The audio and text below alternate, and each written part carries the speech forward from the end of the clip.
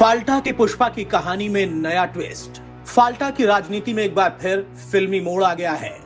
पहले जहांगीर खान खुद को पुष्पा बताकर कहते थे पुष्पा झुकेगा नहीं, लेकिन अब हालात ऐसे हो गए हैं कि पुलिस कह रही है कानून रुकेगा नहीं। जहांगीर खान की गिरफ्तारी के बाद फाल्टा इलाके में जो राजनीतिक तापमान बढ़ा है, अब उसमें उनकी पत्नी रेजिना बीबी उर्फ सरीना की गिरफ्तारी ने और तड़का लगा दिया है।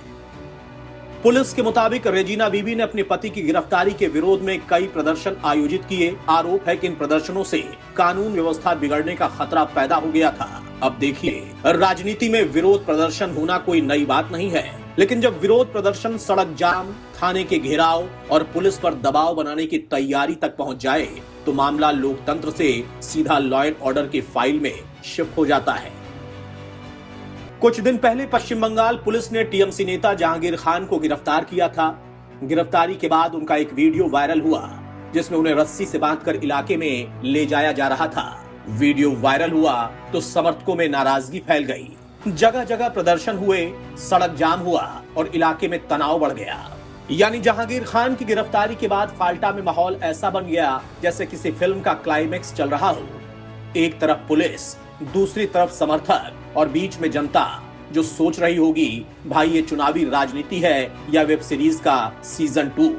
पुलिस का दावा है कि फाल्टा में बड़ी संख्या में लोगों को जुटाया गया था। हालात बिगड़ने की आशंका को देखते हुए सेंट्रल आर्म्ड पुलिस फोर्स और स्थानीय पुलिस मौके पर पहुंची और भीड़ को हटाया गया। इसके बाद रेजिना बीबी सार्वजनिक रूप से नजर नहीं आई। पुलिस उनकी तलाश में जुटी रही और आखिरकार लोकेशन ट्रेस कर दक्षिण 24 परगना से उन्हें गिरफ्तार कर लिया गया। अब सवाल यह है कि जहांगीर खान आखिर इतने चर्चित कैसे हुए? फाल्टा इलाके में जहांगीर खान का अच्छा खासा दबदबा माना जाता था। चुनाव प्रचार के दौरान वो खुद को फिल्म का पुष्पा द राइज के किरदार की तरह पेश करते थे। फिल्मी अंदाज, भारी डायलॉग और दबदबे वाली छवि, सब कुछ मौजूद था। वो अक्सर कहते नजर आते थे पुष्पा झुकेगा नहीं, लेकिन राजनीति की स्क्रिप्ट फिल्मों जैसी नहीं होती। फिल्म में पुष्पा का डायलॉग तालियां बटोरता है, लेकिन असल जिंदगी में अगर कानून की फाइल खुल जाए तो डायलॉग नहीं, धाराएं चलती हैं। जहांगीर खान ने साल 2026 का विधानसभा चुनाव टीएमसी के टिकट पर फाल्टा सीट से लड़ा था। चुनाव के दौरान उन पर वोटरों को डराने, ईवीएम में गड़बड़ी करने और हिंसा फैलाने जैसे गंभीर आरोप लगे। शिकायतों के बाद 21 मई को दोबारा वोटिंग कराई गई, लेकिन रीपोल से 48 घंटे पहले ही जहांगीर खान ने अपना नाम वापस ले लिया। मतलब मैदान में एंट्री भी फिल्मी, प्रचार भी, डायलॉग भी फिल्मी, लेकिन एग्जिट थोड़ा ज्यादा ही सस्पेंस वाला हो गया। 24 मई को नतीजे आए और जहांगीर खान को हार का सामना करना पड़ा। इसके बाद वो फरार हो गए। फाल्टा थाने में उनके खिलाफ जबरन वसूली समेत कई एफआईआर दर्ज हैं। गिरफ्तारी से बचने के लिए उन्होंने कोलकाता हाई कोर्ट में अग्रिम जमानत की याचिका भी लगाई, लेकिन राहत नहीं मिली। पुलिस के मुताबिक जहांगीर खान नेपाल भागने की तैयारी में थे, लेकिन 8 जून को पश्चिम बंगाल पुलिस के स्पेशल टास्क फोर्स ने उन्हें नेपाल बॉर्डर के पास से गिरफ्तार कर लिया। अब कहानी में नया मोड़ उनकी पत्नी रेजिना बीबी की गिरफ्तारी से आया है।